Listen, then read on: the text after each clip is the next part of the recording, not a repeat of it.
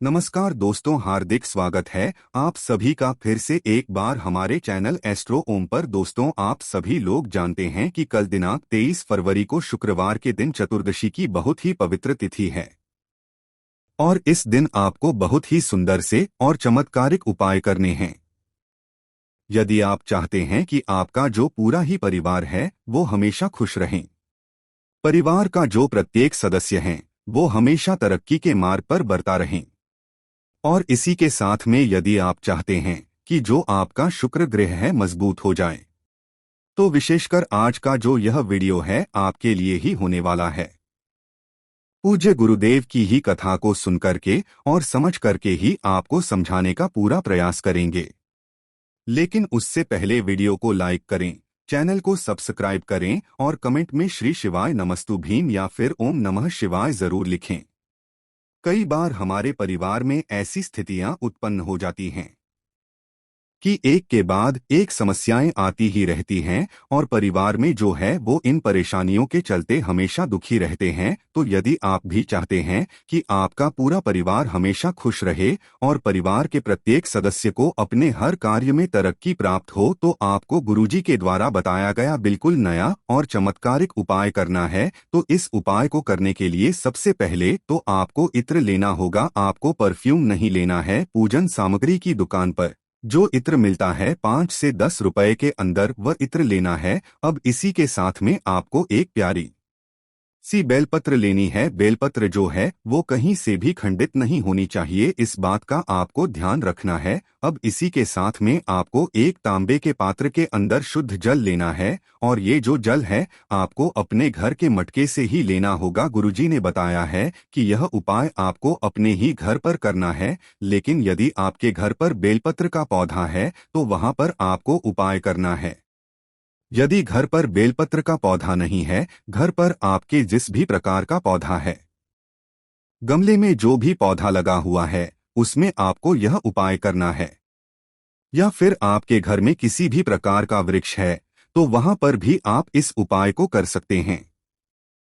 केवल ध्यान रखना है, आपको यह उपाय अपने घर पर ही अपने घर के पौधे में ही करना है। तो विशेष इस बात का ध्यान रखना है, यह उपाय आपको अपने घर पर ही करना है।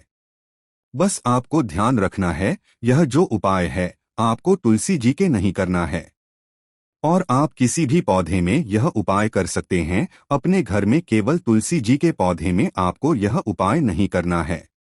सबसे पहले तो आपके पास जो सादा जल है, यानी कि आपने जो एक लोटा शुद्ध जल लिया है, उससे आपको जो भी आपके घर में पौधा है, चाहे बेलपत्र का वृक्ष है, पौधा है, जो भी पौधा है, उसमें आपको यह जल समर्पित करना है। तो आपको यह जो एक लोटा जल है, इससे पूरा ही आपको आपके घर में जो भी गमला है, पौधा है, उसमें समर्पित कर देना है। अब वापस आपको इस लोटे को जल से भरना है और इस पात्र के अंदर आपको जो आपके पास इत्र है, इस इत्र की आपको 2, 4 या फिर 5 बूंदे उस पात्र के अंदर डालनी है। ये जो इत्र वाला जल है आपके घर में आपके परिवार में खुशियां लेकर के आने वाला है, क्योंकि इत्र की जो खुशबू है वो आपके जीवन में आने वाली है।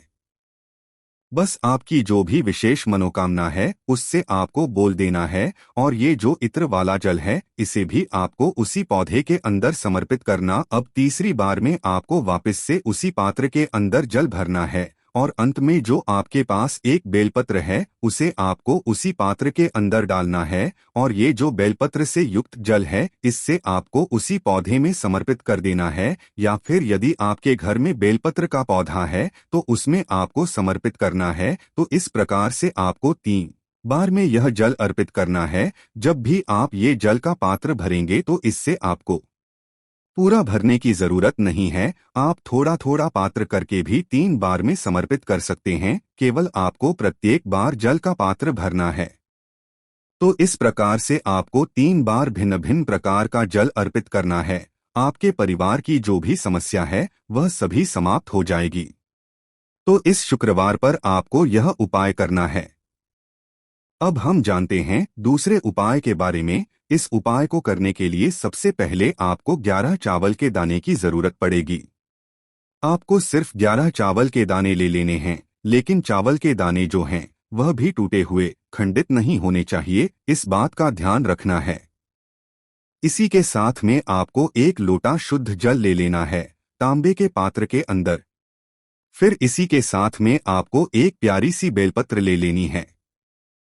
पूज्य गुरु जी ने बताया है कि इस उपाय को लिंग पुराण और शिव महापुराण दोनों में बताया गया है।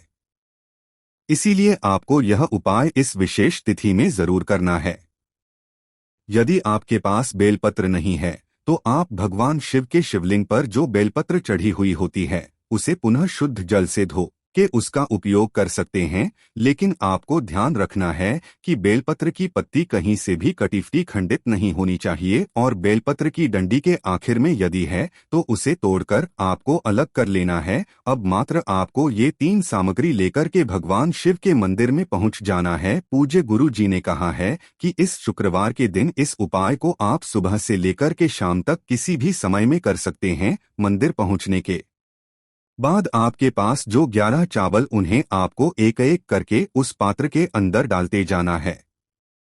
यानी कि आपको एक चावल का दाना डालना है और आपको श्री शिवाय इस मंत्र का जाप करना है। फिर दूसरा चावल का दाना डालना है, फिर आपको श्री शिवाय नमस्तुभ्यं इस मंत्र का जाप करना है। इस प्रकार से आपको 11 चावल के दाने 11 बार श्री शिवाय इस मंत्र का जाप करते हुए उस पात्र के अंदर डाल देना है। फिर आपके पास जो एक बेलपत्र है उसे आपको अपने सीधे हाथ की हथेली पर रखना है। सामने जिस प्रकार से आपको दिखाया जा है, बेलपत्र की डंडी आपको अपनी तरफ रखना है। अब इसी बेलपत्र के ऊपर आपको जो एक लोटा जल है उसे रखना है। यानी कि अपनी हथेली पर एक बेलपत्र रखना है, उसी के ऊपर आपको जो एक चावल से युक्त जल आपने तैयार किया था उसे भी रख लेना है। सामने आपको वीडियो में जिस प्रकार से दिखाया जा रहा है उसी प्रकार से आपको ये क्रिया करनी है। सबसे पहले तो आपको जो ये जल का पात्र है इसे आपको भगवान शिव की शिवलिंग पर धीरे धीरे अर्पित कर देना है। श्री शिवाय नमस्तुभ्यं इस मंत्र का जाप कर अब आपकी हथेली में जो एक बेलपत्र थी उसे भी आपको माता शोकसुंदरी वाले स्थान पर अर्पित कर देनी है।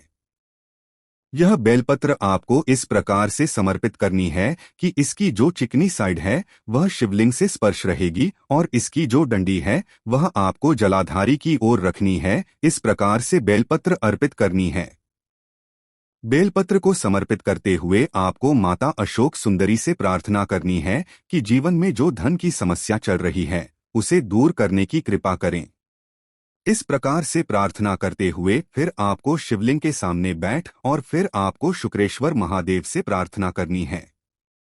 आपको ध्यान रखना है कि जब आप एक लोटा जल अर्पित करेंगे तब भी आपको शुक्रेश्वर महादेव का मन में स्मरण करना है।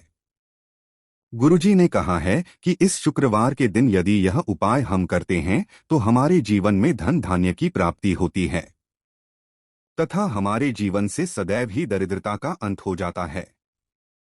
चलिए दोस्तों, अब हम जान लेते हैं तीसरे उपाय के बारे में।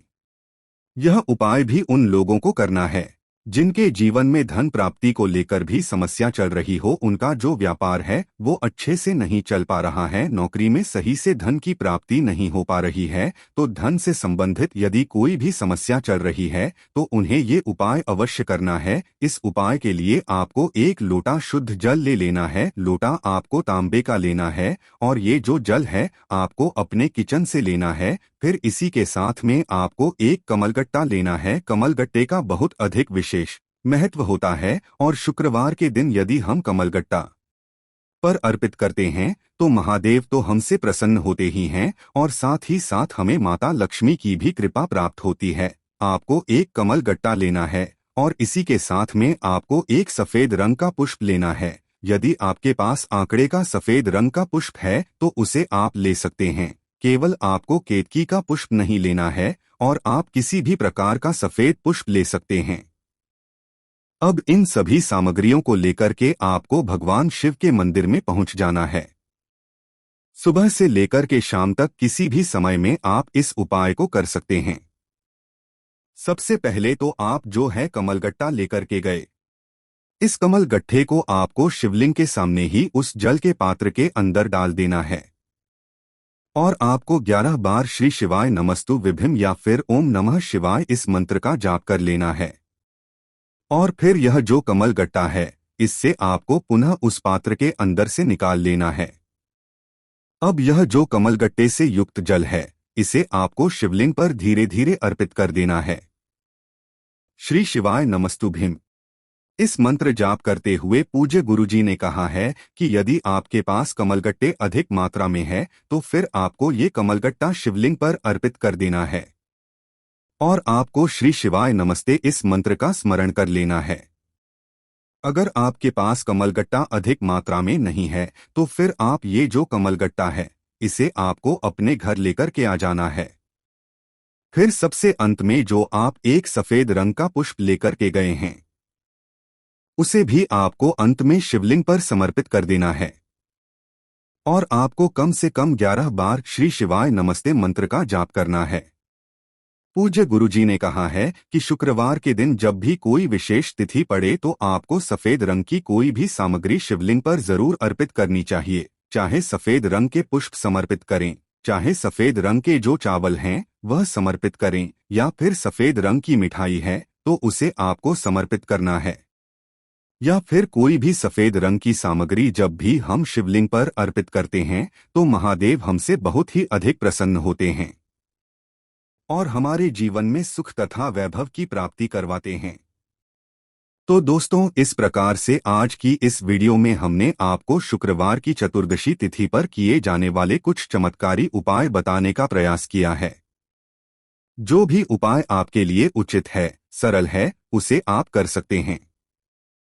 दोस्तों, उपाय करने में आपको कोई भी दिक्कत, समस्या, परेशानी आती है तो उन्हें आप हमसे कमेंट करके पूछ सकते हैं। दोस्तों, इस उपाय करने में अगर आपको कोई भी परेशानी आती है तो उसे आप हमसे कमेंट करके पूछ सकते हैं। श्री शिवाय नमस्तुभ्यम। हर हर महादेव।